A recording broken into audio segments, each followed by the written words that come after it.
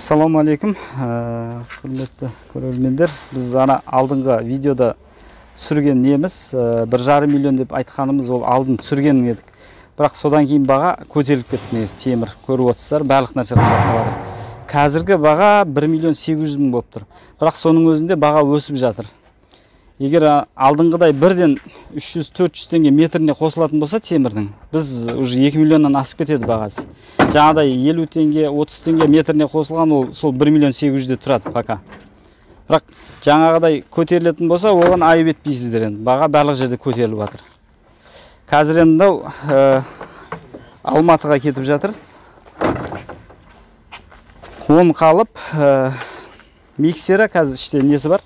Шаблоны, резкасы. Сол жіберіп жатыр қазір мына кісілерге. Саламатсыздар ма? Осы Алматы қаласынан келіп тұрып, Бақтияр деген кісіні сол YouTube'дан көргенбіз, видеоларын көрдік. Қалай жасайтын, сөйлесіп, бірден сразу келдік, алдық. Міне қазір газельге саламыз да кетеміз. Уақытында бәрі келіскен уақытта ғой. Біз, например, айдың соңына дедік, бізге уже 25-не дейін дайын тұр. Қазір тапсырыстар қабылдап жатырмыз. Аллаға шүкір, айтылған уақытта дайындап беріп жатыр. Әлі кешігіп ондай не болған жоқ. Бізде бірақ мына осы фанера, российский фанера задержка болып отыр сәл. Біз 15 күн дегеніміз сол 20 күнде келіп жатыр, бірақ әлі сол айтқан срогымыздан әлі кешіккен жоқпыз. Бірақ сәл бір 2-3 күн ары бері болатын болса, оған ренжімейсіздер, түсіністікпен қарайсыздар деп үміттенеміз. Сол кешігетін осы атак сол 10-15 күнде дайындап береміз уақытында. Және көлік мәселесінде сол энддрайвермен арзандау несін тауып береміз. Попутный қылып Қазақстан кез келген жеріне.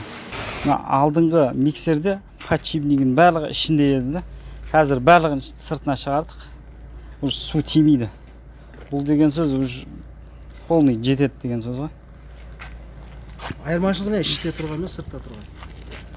Айырмашылығы сол подшипнигінің барлығын сыртына шығардық барлығын. Уже долговечныйда су өлмейді, тот баспайды. Қазір енді Алматыға кетіп жатыр. 10 қалып, миксері қазір іште несі бар? Шаблоны, резкасы.